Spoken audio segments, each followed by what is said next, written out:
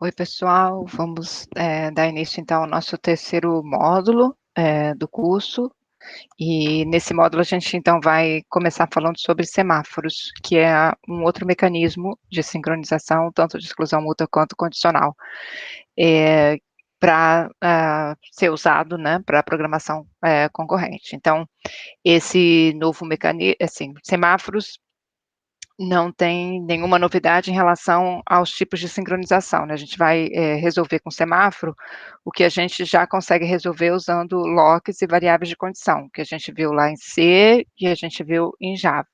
Então o semáforo é um outro mecanismo, tem, algumas, diferenças significativas, diferenças importantes em relação a variáveis de condição e locks, né, mas, não tem nenhuma novidade em relação, né, ao tipo de sincronização, né. Então, as diferenças que existem são importantes a gente, notar e entender esse outro mecanismo, porque há situações em que, fica mais fácil usar variáveis de condição, outras situações fica mais fácil usar semáforo. Então a gente pode dispor, né, dessas duas formas, né, distintas e fazer o uso, que for mais adequado, dependendo das características da aplicação, tá.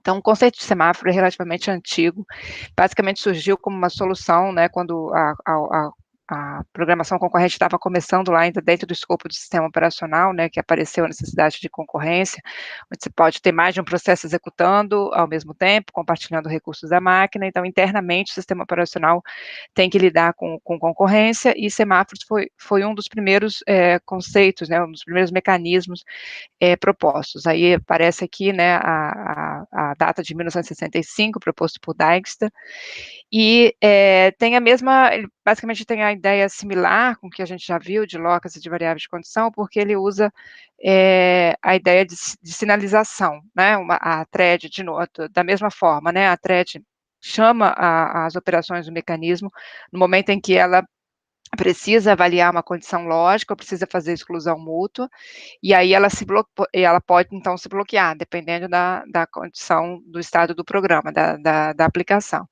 E aí, uma vez bloqueada, aí é a mesma ideia, depende de que outra thread ou que outro processo, né, possa desbloqueá-la, tá. Então, em princípio, tem essa ideia de sinalização, como a gente já viu.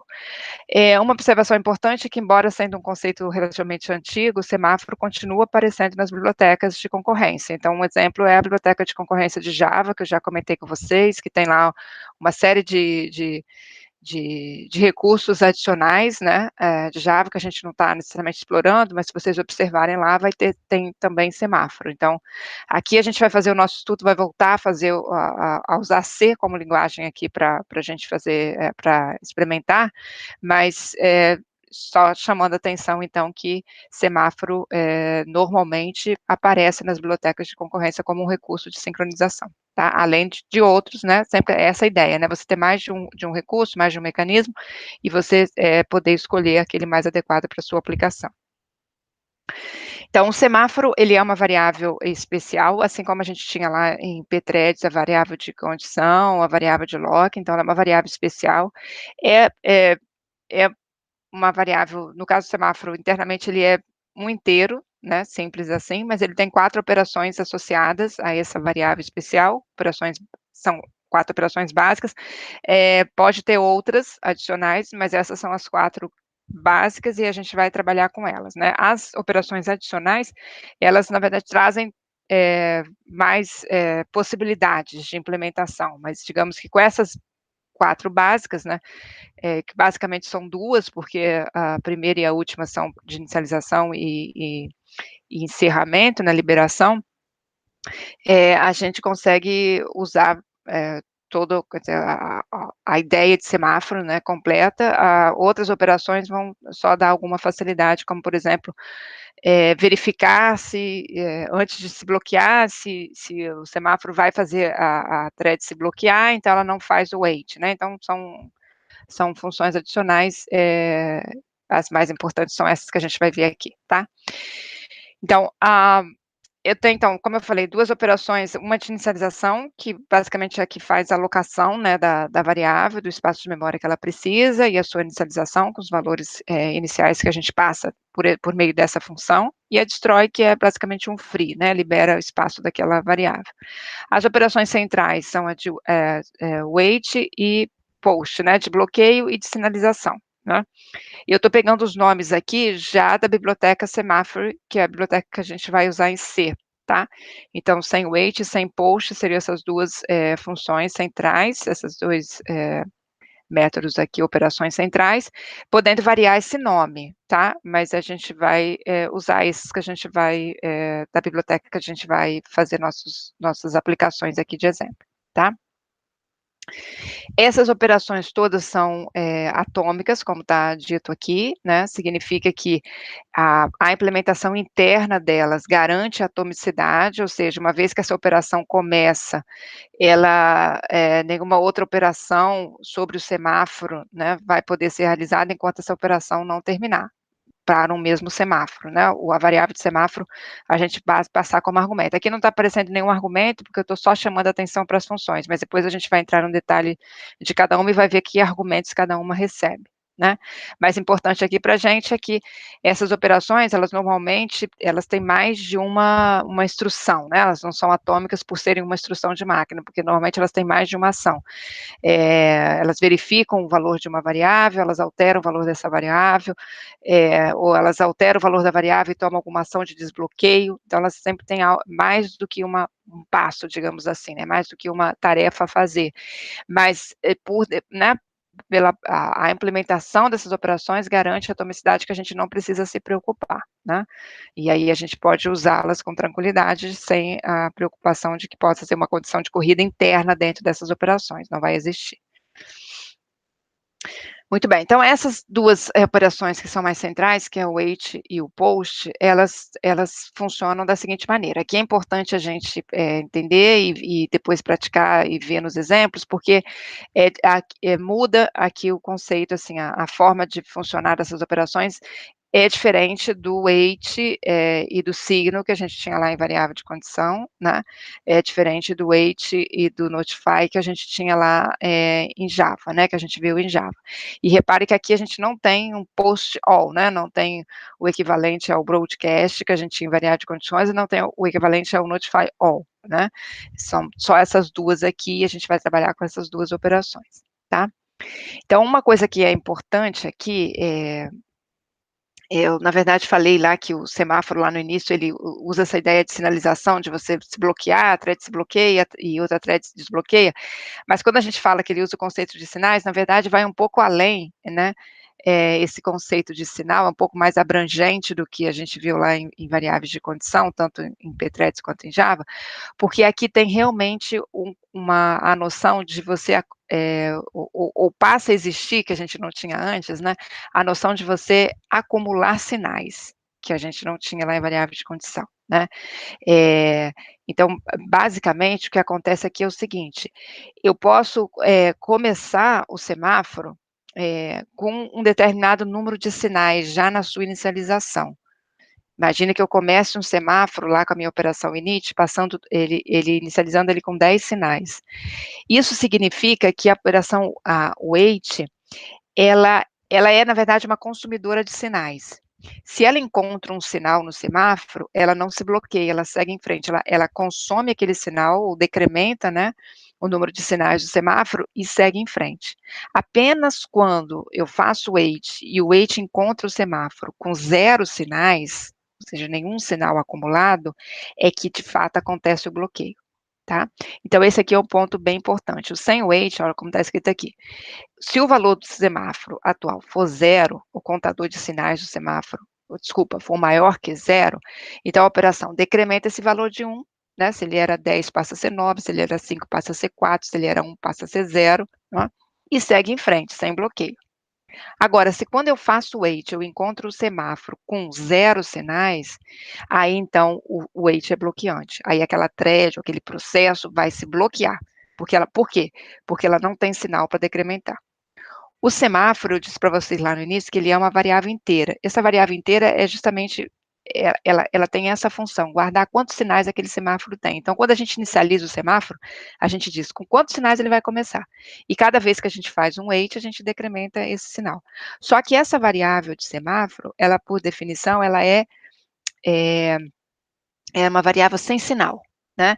Então, a gente nunca começa o semáforo com sinais negativos, eu nunca começa ele com menos 5 sinais, ele sempre tem que começar ou com 0 ou com algum valor positivo, e por ser uma variável, então, sem sinal, eu não posso decrementar, fazê-lo ficar negativo, que seria de 0 eu fazer ele virar -1. Então, por isso que, quando o semáforo está em 0, ou ele começou com 0, ou ele foi decrementando e chegou a 0 sinais, a próxima operação de wait que eu faço sobre o semáforo vai fazer com que ele bloqueie aquela thread que está fazendo o wait. E aí ela só é desbloqueada, quer dizer, aí ela vai para a fila de bloqueados, como a gente já conhece, igual lá a variável de condição, ela vai para uma fila de bloqueados daquele semáforo, e aí a operação que pode desbloquear aquela thread é a operação de post. A operação de post faz o inverso do wait, ela já chega incrementando o semáforo. Então, ela vai lá e deposita um sinal no semáforo, acrescenta um sinal no semáforo, sempre um, né? O wait tira um, o post coloca um. E aí, essa operação, como eu falei, ela faz mais do que isso, ela incrementa o semáforo, e aí, em seguida, verifica, tem alguém na fila desse semáforo? Se tiver alguém na fila desse semáforo esperando, ela manda, então, aí sim, aí é equivalente ao notify, equivalente ao signo, avisa lá o sistema operacional de que eu posso, tira uma thread daquela fila e coloca ela na fila de prontos, porque eu dei chance de uma thread que estava bloqueada voltar. Essa thread que sai da fila de bloqueados no semáforo, volta para a fila de prontos, ela vai igualmente, a gente tinha, como acontecia lá com variáveis de condição, tanto em C quanto em Java, a operação, quando ela ganhar a CPU, quer dizer, ela não necessariamente ganha a CPU, ela só saiu da fila de bloqueado e foi para a fila de desbloqueados, quando ela conseguir ganhar a CPU de novo, ela vai, na verdade, voltar para dentro da operação wait no ponto onde ela parou, que é aquele ponto em que ela tentou decrementar o sinal do semáforo, mas não conseguiu porque ele já era 0. Então, como houve um incremento de post, se ele era 0, aquele incremento de post fez ele virar 1. E o post falou para o sistema operacional, tira uma thread lá das bloqueadas, né, se tiver, tira e põe na fila de prontos. Aí, essa thread voltou para a fila de prontos, e aí ganhou a CPU. Ela volta lá para o wait, e agora ela vai tentar decrementar de novo. Então, como ela agora encontrou 1, que foi deixado lá pelo último post, ela consegue decrementar para 0 e seguir em frente. E aí ela, né, sai do wait, né, segue em frente desbloqueado. Então,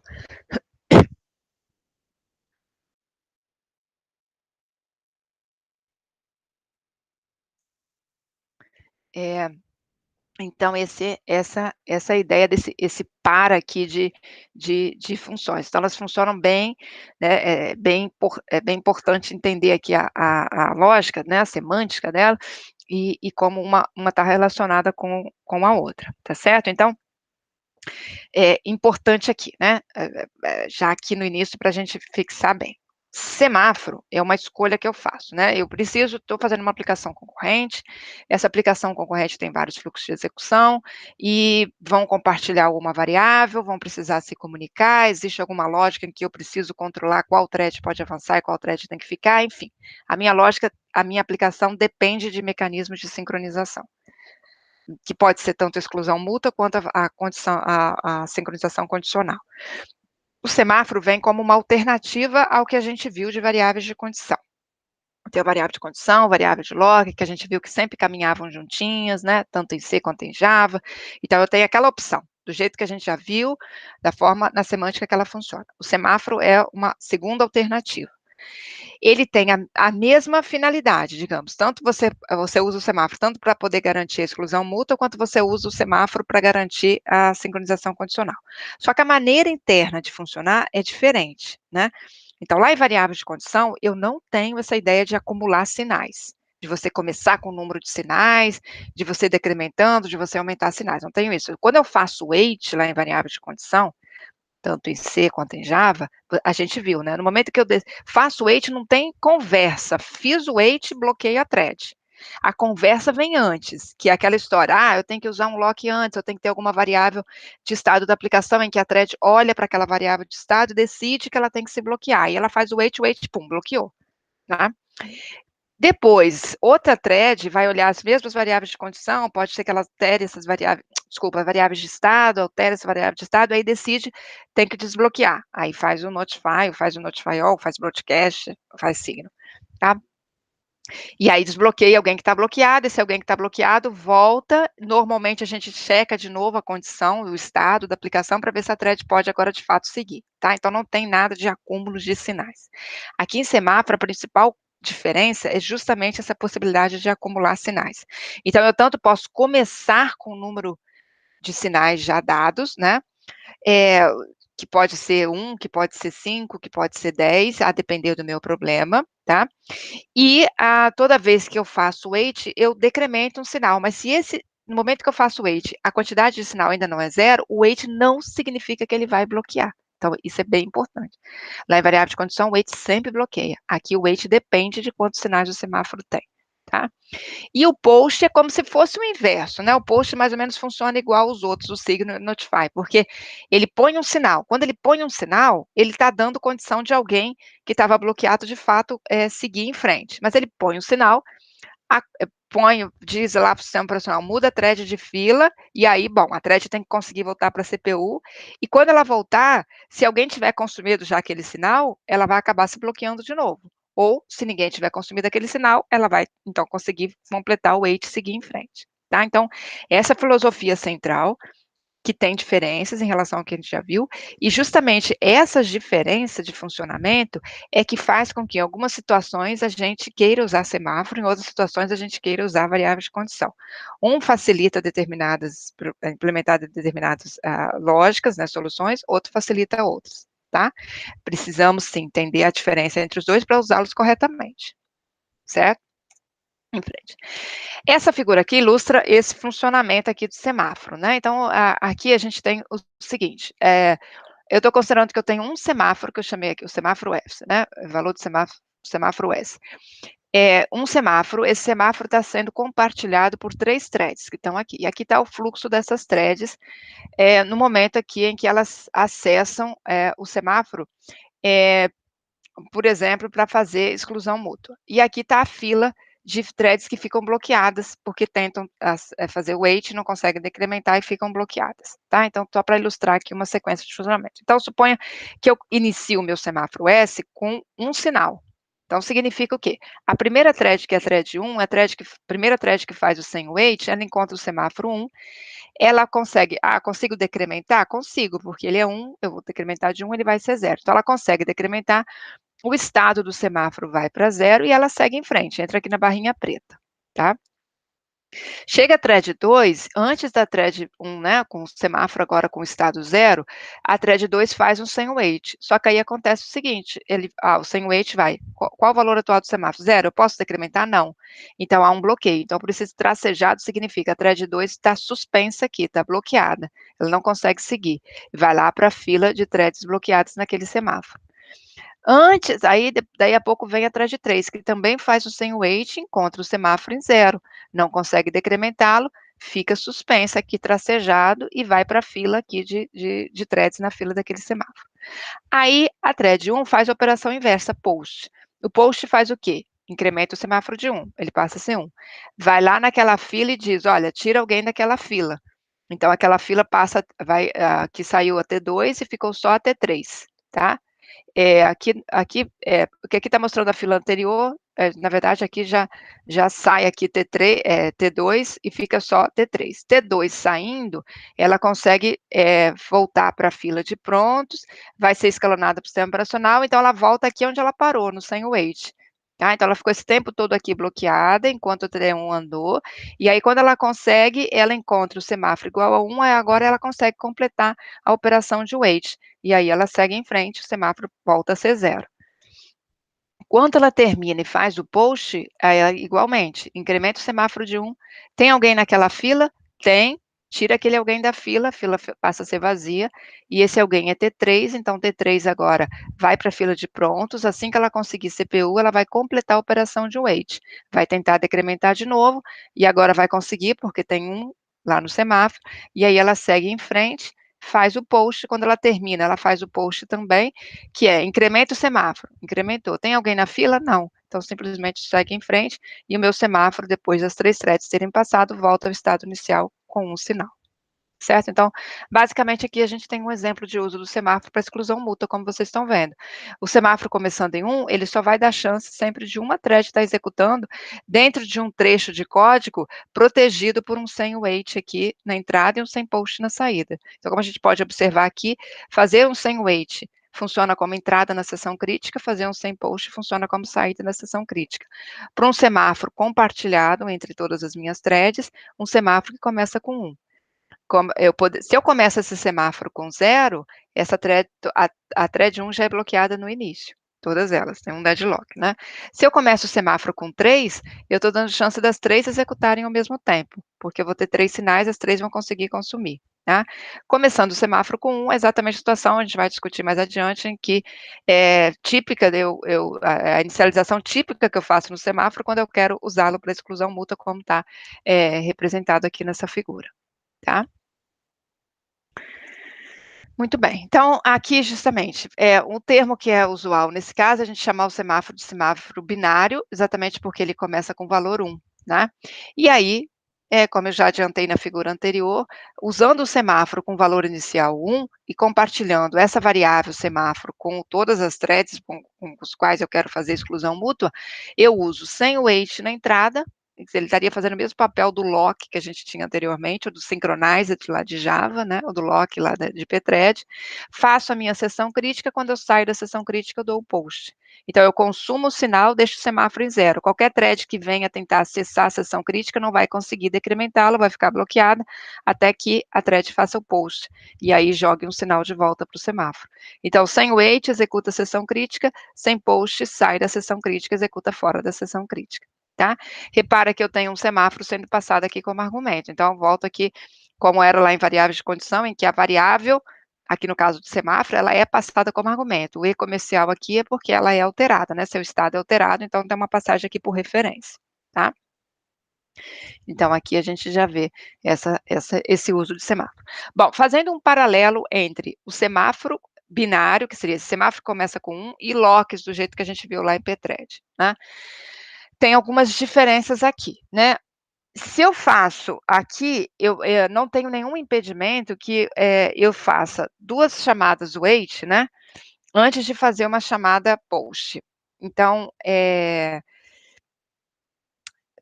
na verdade, lá em variáveis de lock, eu também tinha essa situação, né, se eu fizesse 2 chamadas de lock, seguidas, né, a mesma thread chama lock, depois chama lock de novo, antes de chamar lock, se o meu lock não fosse um lock, não é um lock recursivo, na segunda chamada de lock, a thread fica bloqueada, porque lock, faço o lock de novo, se ele não é recursivo, é como se ele não entendesse que é a mesma thread, a thread que está de posse do lock que está fazendo o pedido de novo, então ele bloqueia. E aí eu tenho uma situação que é praticamente sem volta, porque no caso de lock, só a thread que possui o lock que pode se desbloquear, chama unlock, né? E aí eu não tenho volta. Então, numa situação de lock em que eu quero dar a possibilidade da mesma thread chamar o lock seguidas vezes antes de fazer unlock, eu tenho que necessariamente ativar a propriedade de lock recursivo. Com semáforos, a mesma thread, eu tenho essa possibilidade. Nessa thread, se eu começo o semáforo com 1 e a thread faz o wait, ela segue em frente. Se em seguida a mesma thread faz o wait de novo, ela vai se bloquear, tá? Como aconteceu lá com o lock. Só que aqui eu não preciso da propriedade do recursivo, por quê? Porque eu não tenho a posse do semáforo como eu tenho a posse do lock. A thread, ela simplesmente decrementa o semáforo, não tem essa relação de quem é que fez o lock, só quem fez o lock pode dar unlock. Isso é uma diferença importante. Uma thread pode fazer wait e outra thread pode fazer post, não precisa ser a mesma, tá? Então, tipicamente, quando eu uso o semáforo para fazer exclusão mútua, vai ser normal o que a gente mostrou anteriormente. A thread faz wait e ela mesma faz post. Mas não existe aqui uma restrição de que é só a thread que, né, a thread que acabou de fazer o wait, decrementou para 0, é que pode fazer o lock, porque, como a gente viu, é só decremento e incremento de sinal, não tem essa relação de posse. Então, se a thread faz o wait de novo, não tem sinal para consumir, ela se bloqueia. Mas aqui eu não tenho um problema como eu tinha lá em lock, caso o lock não fosse recursivo, porque uma outra thread pode vir fazer post nesse semáforo e desbloquear essa primeira thread, sem problema, tá? Esse aqui é o primeiro ponto aqui de diferença. Eles vão usar, mas para que isso serve? Para exclusão mútua não serve, eu não vou usar, certo? Para exclusão mútua a gente não vai usar, como eu falei, a gente usa o wait post. Mas há situações em que a gente pode usar essa questão de que não precisa ser a mesma thread que fez o primeiro wait, né, que decrementou de 1 para 0, que necessariamente tenha que ser a thread que vai fazer o post para incrementar de novo para 1, possa ser outra. Há aí uma possibilidade de a gente propor algoritmos diferentes do que o que a gente conseguia fazer com lock, tá? A segunda questão, então, acho que é essa que eu coloquei, né, aqui, né, isso mesmo, já tinha adiantado anteriormente. Se eu faço chamadas sucessivas de lock e unlock, eu sempre tenho que fazer com a mesma thread, porque é uma relação de posse do lock, como eu falei. Com semáforos binários, a gente não tem essa necessidade. Uma thread pode fazer o wait e a outra thread pode fazer o post. Então, como se eu estivesse fazendo uma transferência de bastão automática, sem necessidade de ter que fazê-lo explicitamente, tá? E isso, em alguns casos, é interessante de a gente usar. Bom, aí a outra relação bom, e se eu não começo o semáforo com 1? Não, eu posso começar o semáforo com qualquer valor, como eu falei, com qualquer valor positivo, como eu disse a vocês. Então, eu posso começar o semáforo com 2, com 3, com 4. Quando eu começo ali com um valor diferente de 1, aí, normalmente, eu não vou fazer uso para exclusão mútua, porque se eu começo ele com mais de um sinal, eu estou dando chance de mais de uma thread passar pelo wait sem se bloquear, né? Então, normalmente, o uso do semáforo com um valor inicial de sinais maior do que 1, é para a gente fazer a outra sincronização, que é a sincronização condicional, tá? Então, eu não tenho aqui no caso do semáforo essa diferença lá em variáveis de condição. Eu tinha o lock e tinha variável de condição.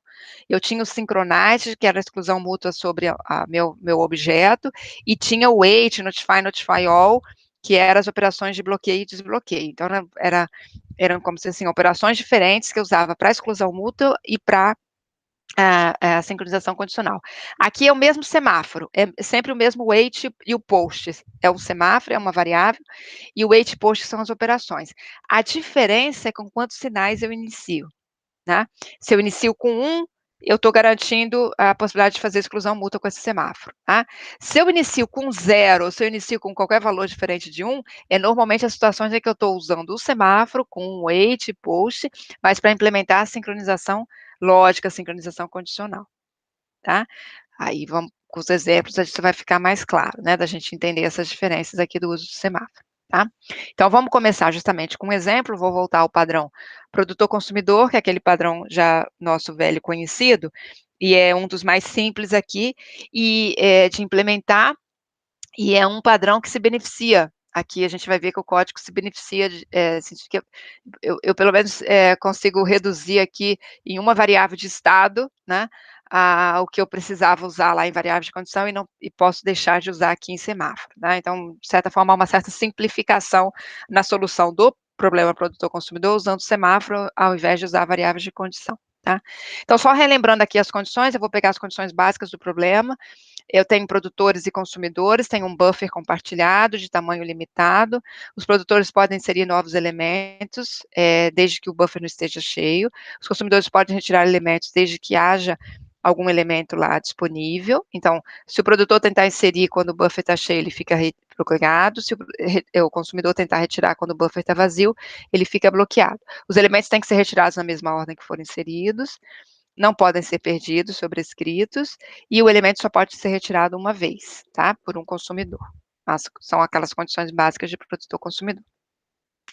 Então, esse primeiro slide aqui está mostrando só o que seria a implementação das threads produtoras, considerando que eu vou ter threads que só produzem e inserem, e threads consumidoras que só retiram e consomem, tá?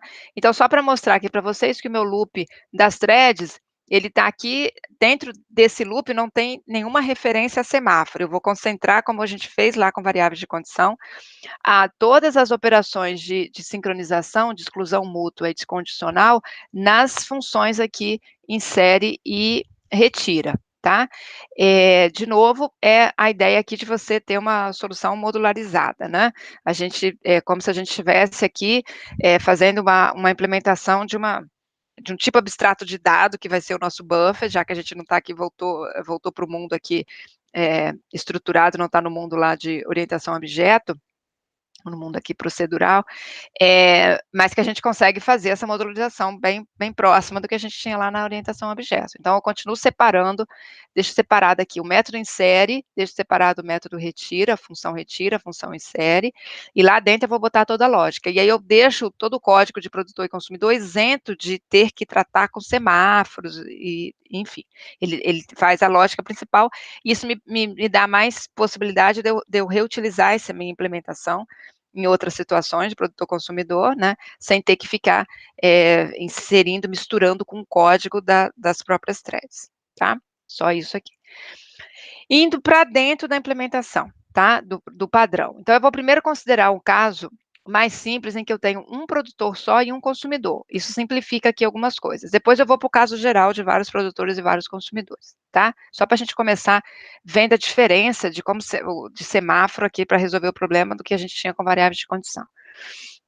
Então, a primeira coisa, que são as minhas variáveis globais, tá? Eu enxuguei aqui ao máximo as variáveis globais, eu precisei definir esse sem underscore t, é o tipo aqui de semáforo, tá? Então, eu estou criando dois semáforos, um semáforo que eu estou chamando slot cheio e um semáforo que eu estou chamando slot vazio, tá? O slot cheio, né, vai ser usado basicamente lá pelos produtores, né, se estiver cheio ele tem que se bloquear, e o vazio pelos consumidores. O buffer, que tem N posições, tá? E aí eu tenho a primeira chamada de função sem init, que vai inicializar os meus semáforos. Então, aqui uma questão importante, ó, sem init ele recebe 3 argumentos, como eu falei com vocês, eu ia destrinchar isso mais adiante. O primeiro argumento é o próprio semáforo, passado por referência, porque ele sai alterado, e os 2 argumentos seguintes, o do meio não vai importar para a gente aqui, ele vai ser sempre 0, ele só significa o seguinte, que esse semáforo só vai ser usado dentro da minha aplicação, não vai poder ser visto e compartilhado por outros processos, que são processos distintos da minha aplicação. Então, ele só vai ser visto internamente pelos fluxos de execução do meu processo, da minha aplicação. Então, vou sempre usar 0 aqui. O último argumento é o que interessa aqui para a gente, isso vai ser importante, que é a nossa inicialização. E aí, é uma coisa bacana aqui de semáforo, que é o seguinte, eu começo aqui o semáforo, o cheio, para mim, aqui vai ter a seguinte conotação: quantos slots estão cheios, estão com itens já colocados. E como eu começo o buffer zerado, eu tenho 0 slots cheios. Por outro lado, eu tenho N slots vazios. Então, eu começo com o meu buffer vazio. Então, eu tenho N slots vazios e tenho 0 slots cheios. E aí é bacana, porque eu consigo colocar isso já na inicialização do meu semáforo. Então, slot vazio, eu tenho N, eu consigo deixar com que N threads consigam passar pela lógica aqui, né, de ter espaço no buffer para colocar novos itens, e de cara, slot cheio começa em 0, significa que se alguma thread tenta consumir antes de eu colocar qualquer coisa no meu semáforo, no meu buffer, desculpa, vai encontrá-lo com 0 sinais, e aí o wait necessariamente vai fazê-la bloquear. Então, com o semáforo, eu já consigo colocar informação no próprio semáforo, que eu não conseguia lá com variáveis de condição, tá? Então, vamos ver aqui. O método, ou a função insere, eu trouxe para dentro dela aqui aquela minha variável in, tá?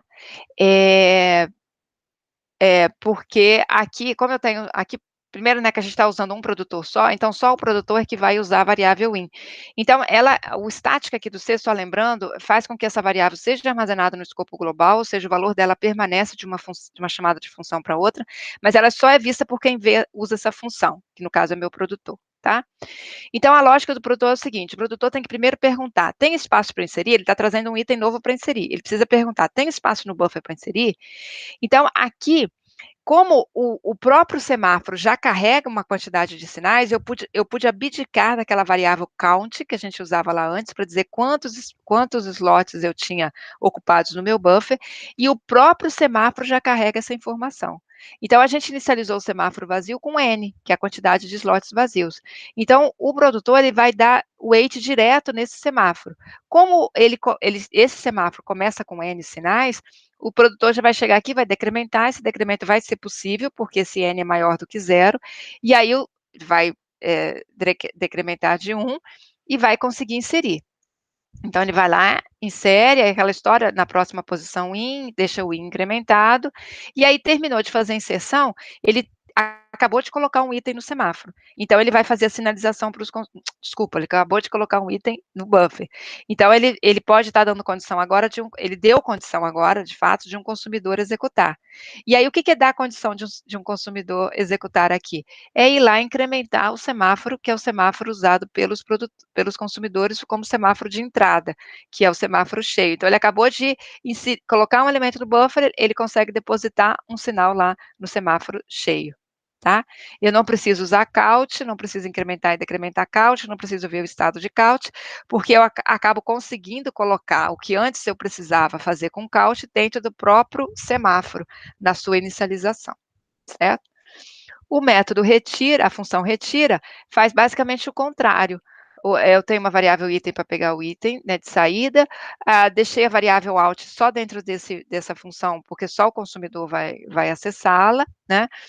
E aí o consumidor chega perguntando, tem sinal lá no semáforo de cheios, né, que significa ter posições ocupadas no buffer? Se sim, ele consegue decrementar e seguir em frente, tirar o próximo elemento. Então tira o próximo elemento, e aí deixou aquele semáforo decrementado, né? E como ele tirou o próximo elemento, ele abriu espaço para um produtor, né? Deixou um slot vazio. Então, ele vai lá e dá um post em slot vazio. Se tiver algum produtor bloqueado esperando exatamente um slot ficar vazio, ele vai ser, o semáforo vai ter ganhado um novo sinal, ele vai ser desbloqueado, vai voltar para o processador e aí vai conseguir completar o seu wait. Se não tiver nenhum produtor nesse momento bloqueado, eu tenho simplesmente o acúmulo de um sinal. Quando o novo produtor chegar, ele vai conseguir decrementar e passar pelo wait, porque tem um slot vazio para ele inserir, tá? A próxima aqui é com vários produtores e vários consumidores. Eu vou dar um stop aqui nesse vídeo e volto na sequência para não ficar muito extenso, tá bom? Já volto e continuamos aqui.